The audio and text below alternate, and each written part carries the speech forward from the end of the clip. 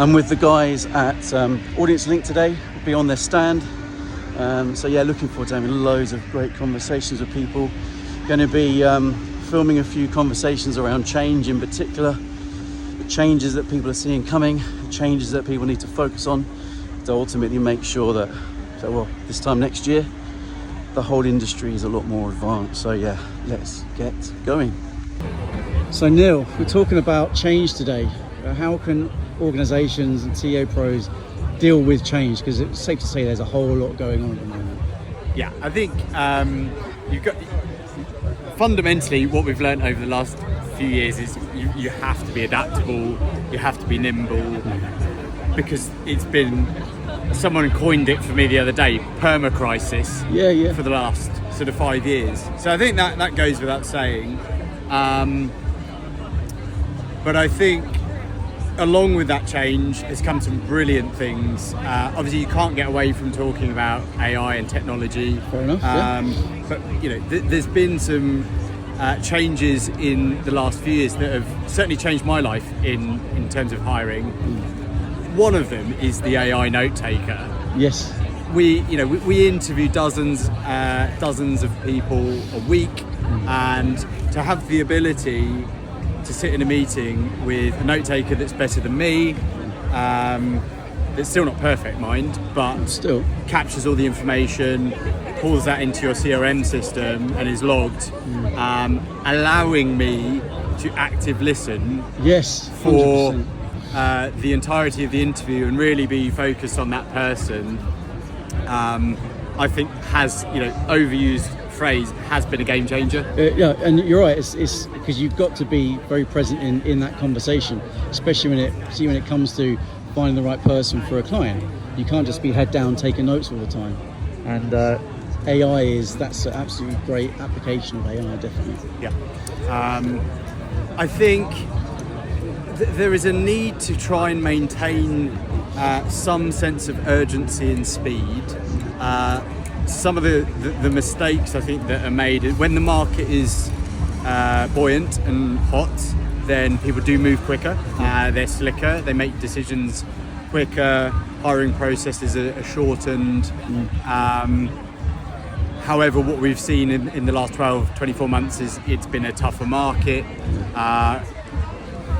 Clients and organisations have felt that they can take their time over things. They can be more selective, that it's a quote buyer's market, and that kind of does slow things down, and that does create problems. We understand that. There's been, we've had tariffs this year, we've had UK tax changes. There's lots of different currents at play that have kind of slowed down decision making because it's been an opaque future. Yeah. That said, time kills deals. Horrible phrase, but it's true. And if as a hirer you're seen as not decisive and elongate processes, or there's no finite time for hiring, or there's always one more candidate to look at, then you can just end up turning people off. And that is a really tough balance with a constantly changing world, but a need to bring people in and do it in an efficient manner. That decisiveness is a really important reflection on the organisation, isn't it? Because actually, yes, you need to be decisive in your decisions, but with the right kind of thinking behind it. So actually, if you do kind of sit on your hands and wait for the next thing, it's not good. It's not a good look, is it? It's not good optics for anyone who might be perfect for that organisation. Good man, thank you very much. Cheers. So it's good to see you.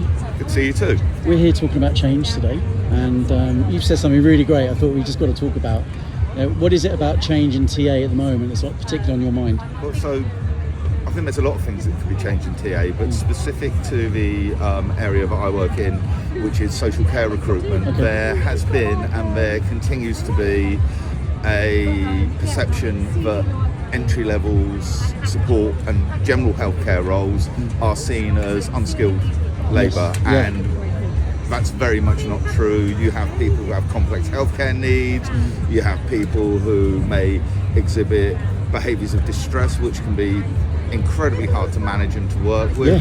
And you're turning around and saying that the people who are doing that don't have any skills, and that's patently not the case.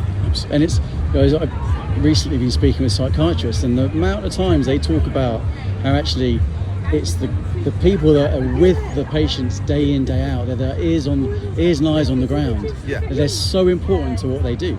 Yeah, completely. I mean, if you look at the instances around the amount of times that healthcare professionals, and I mean you can specifically reference things such as Oliver McGowan, where families and healthcare workers are identifying issues that much more highly qualified medical professionals couldn't identify because they didn't know the individual, then things like that really should start to show and resonate the importance that those people make. And so I think, as I say, there needs to be that change in perception. In an ideal world, we'd be in a far better position in regards to the way that local authorities are able to fund, but we can't that's not going to change overnight. There's far too many issues behind that need to be resolved before we're going to be able to pay more. So actually what we need to do is actually, as well as the companies that are employing these individuals and supporting them, as well as them showing that they care about these people and that they're valued, there needs to be a much wider realignment of that view, so that people actually feel valued in what they do. Absolutely. And that, it's for me, it's kind of this whole thing around soft skills, where soft skills are called soft for some reason, but they're really important, and actually so many people have those skills, they just don't realise it, and adding purpose to maybe bridge the gap between impact and remuneration is fantastic. So there's so many people out there that can do the job, they just don't necessarily know it. I think there's that. I also think when you're looking at roles which are values-based, ultimately we can teach the nuts and bolts skills to be a support worker to fairly much anyone within reason. But actually, it's those caring values, and that it's a vocation, and it's finding people who want to do that vocation, who have those right values that align with our own or any social care provider for that matter, and then we can provide those additional skills that are needed. Lovely, good man. All right, thanks for joining. So today's a lot of conversation around change. When it comes to what you do and talent acquisition, what is kind of the biggest thing that TA needs to do to I suppose adapt to change? I think one of the things is that we should think of ourselves as strategic advisors. Let's not just be comfortable just discussing with the hiring managers. Of course, that's also important, but we should also talk on a bit more abstract level, thinking how does this impact the business strategy, how does business strategy impact us, and discuss with the leadership team as well. And you were talking about how actually, because it's not a separate function, is actually you're more kind of integrated into the business. Is that right? Tell me a bit more about that. I think we should discuss with the HR managers, because they know a little bit more about kind of what are the struggles that you're having with achieving the business strategy. And then also, for example, the leadership, the learning and development department, because they're usually the ones thinking, okay, how can we bridge the internal competence gap? But we should be thinking about this also from the external competency gap perspective, and together. I think I've seen a lot of conversations around that here in the UK, which is around going, like employer branding, for example. It's got to be inside out, otherwise it's not authentic, but in particularly about how you can use employer branding to retain people. And I love that link with learning and development, where actually you are looking at workforce planning and looking at having the right people in the right seats in an organisation. So you don't have to go out to market all the time. It's nice. Yeah, exactly. It's not always that the external recruitment is the right solution. So we should be having these discussions early on as well. You mentioned about you being a one-man band and AI has been a godsend for you. So can you tell a bit more about how it's helped you become like your sidekick, so to speak? Yeah, it's something to to bounce ideas around with, to riff off, to just come up with I put together a service catalogue recently for what I deliver to the business, and that's quite a big undertaking. And I used ChatGPT to do that, and it got something. It was based on a sort of high-level matrix I designed, and as a starting point, it was fantastic. And it made a job that I would shy away from and put off for months achievable. It still took me a while reviewing it all, but it's things like that. And I also use it for content generation. Absolutely, I work with a company called the Martech, who are fantastic. We've worked with them for 5 years, and actually I'm proud of that, because AI is the big thing for the past 18 months, 2 years. We've been using them for 5-6 years, and so it has been in there for a long time. And again, the sale for me was that, well, it gets me from A to B much quicker than I could ever with a blank piece of paper in front of me. So lots of ways that it's working for me. Thank you. Jim, how you doing? I'm very well, thank you. How are you, Chris? Yeah, good, thanks. Good. Look, we're here, RecFest, wonderful day. We're talking to a lot of people about change, and I saw that your talk is all about change. So give me a bit of a rundown of what your talk's about. Yeah, I'm talking about what your strategy should be to implement AI within TA before your CFO comes and asks you for it. Because at some point, someone is going to sell an AI TA solution to your CFO, which basically means that they're going to be saying, get rid of that team of humans, put our technology in, you don't need them anymore. And if that happens, you're on the defensive if you're the head of TA or the head of people. Instead, my talk is about, here's all the collateral you need to influence, to drive change through the creation of a strategy that makes sense, with some war stories thrown in and some analogies involving combine harvesters and cider. Love it. That people can take away. So first of all, they'll become the trailblazer in their company by driving a change, an intentional implementation of AI within their department. But then they'll become the coach to help the leaders of other silos within a business drive their change successfully with ROI and avoiding pitfalls across the business. And the key reason that you need the TA leader to be the person who has got these skills first is because they're one of the few people that see over all of the silos in a business. Yes. And they are in the headcount planning conversation in every company. Yeah. And headcount versus technology as a trade-off is the crux of the conversation. So if your trailblazer is your head of talent, they bring all of that experience into that conversation, and then they help the rest of your business future-proof themselves. And it actually, it elevates the strategic role of TA, because actually it's like taking it on a base level for like every day, where it's you're have that conversation with the hiring manager, 15 minutes. Pace yourself. Just go, right, we need to slow things down, have the conversation. Also, like Rory Sutherland's talk, about says you're optimizing for the wrong thing. Actually focusing on the right thing. So if you're forearmed, and actually you can go into that meeting with senior leadership saying, we can't do that, we need to do this. Yes. Otherwise you get rid of a lot of the right people by mistake. Yeah. It's all about bringing, the way I see the AI going is, it's not the change that people are expecting. In TA specifically, it's not selective AI, selecting the human. It's actually the human augmentation, the human in the loop piece.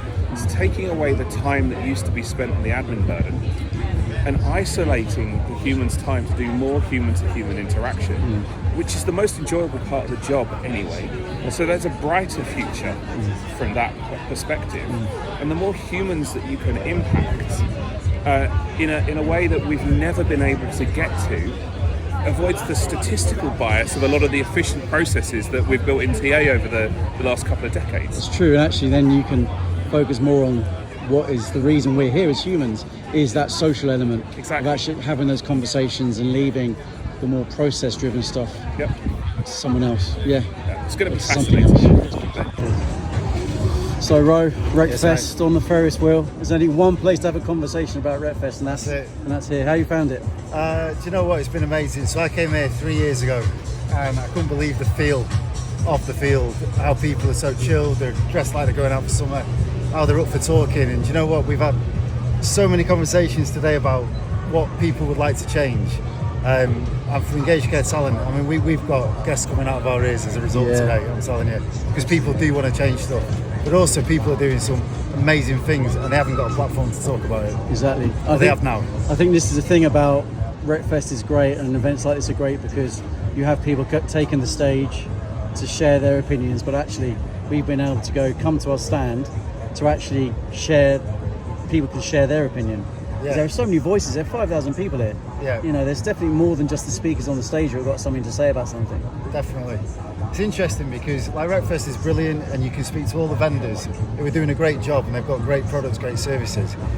But finding out what people actually want, I think that's probably the biggest question that is never truly asked by companies in our marketplace when they're trying to offer talent attraction, retention solutions, is what do you actually need fixing? And they've been telling us all day. Yeah, it's true. Awesome. It's brilliant. It's just awesome. And the great thing is that actually we've got a load of conversations that we'll be able to share with people who came here, but also people who couldn't make it to RecFest. Yeah, definitely. And do you know what the great thing is that all the conversation we've had today, we've captured it all, and we've said to everybody, we're going to follow up with the content, with the themes of change from the people at RecFest, from all these 5,000 people that have come, and they're all up for it, they're buzzing, they want to know what people, and there are themes that are occurred, like from hiring manager behaviour to, you know, clarity on AI to irrelevant job applications, and the list goes on and on. Yeah, talent. People don't want to use CVs anymore. No, yeah. Like, loads of them don't want to use CVs now. It's Change brilliant. it. Amazing. Yeah, it's like some great conversations around talent strategy and actually looking at talent acquisition as actually a proper business, strategic business asset rather than just a bums on seat, operation. It's great. It is, and even now people talking about employer brand, and and asking the question, what does it actually mean? How do we actually do it properly?